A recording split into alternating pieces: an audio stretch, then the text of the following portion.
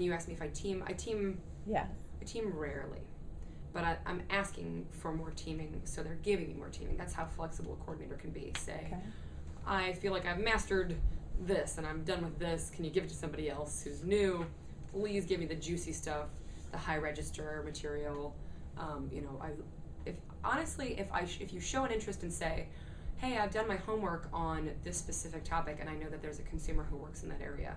Okay. Could you place me with them and let me try it and see if the consumer likes me? They do that. They will do that. And that's actually how I've gotten 3 of my high register consumers to really be accepting of using me as their interpreter.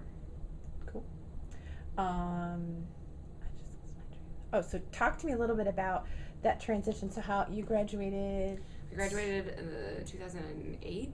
Okay, 2008. Yeah. So talk to me about that first year, that transition from school to being a real working interpreter. Yeah. It's a big scary jump. You sort of feel like you got let off your leash and you kind of want to just go back, but it's also really, really fun because I just remember so many specific things that I learned in interpreting 4 and 5, and I thought, oh my gosh, this made me so ready for this exact situation. Like medical interpreting, mental health interpreting, just prepared me. And I can remember like exact sentences that I learned from Tina Perry that I thought, oh, this is where I get to use this, ideal. And I felt like that specific program readied me so perfectly for what I do. I lost my train of thought. I had another answer for you. Sorry, it'll come back to you. Okay. So I guess maybe I was thinking of what is the most valuable or important thing or most useful thing that you took away from your interpreter training program? I would say the linguistic stuff is fun and it's interesting and it's definitely on the test, but the practical application stuff, the stuff that, you get a chunk of material that would, be like about how our company's going to do a fire drill today. And I remember so distinctively practicing that till midnight in front of a camera and thinking, who on earth needs to know how to sign what to do when there's a fire drill? I can't tell you how many times I have interpreted this exact message in the real world. So let me tell you that if you are doubtful that the things that you are practicing, that these scripts that you've gotten from your teachers, you think they're totally invaluable, you will use them nearly verbatim in the community. It was totally invaluable to me. Are there any parting words of wisdom or, gems of advice that you'd like to give interpreters that are about to Yes. be let loose, as you say? Yes, absolutely. Graduate. Yes, let loose.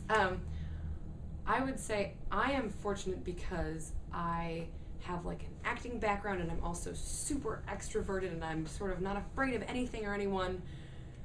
If you feel like you're kind of shaking in your boots a little bit, you don't feel like I could never be on stage, I could never meet 8 new people a day, then I would say a part of your learning experience would be to challenge yourself to not be afraid of looking silly, because you will look silly. Today, in front of 6,000 people, they maybe sign the word freak 4 times because they love the way I look like I had funny hair. People are going to look at you, and you just have to be confident and own it. Own your message, because, I think the only way to become a truly successful interpreter is to just totally be comfortable with your body, your signing space, and just, know that you know it. It's a lot easier to watch an interpreter who looks like they know what they're doing just get by. If you miss something, keep trucking. Be comfortable with yourself, because you know that interpreter on stage who's like looking around like, oh, I missed one word and now I have no idea what's going on, my boat is sinking. Just know that you're going to be okay. It's not the end of the world, and a lot of your job is going to be eyes on you. People are fascinated by sign language. It's just gonna happen. So just build confidence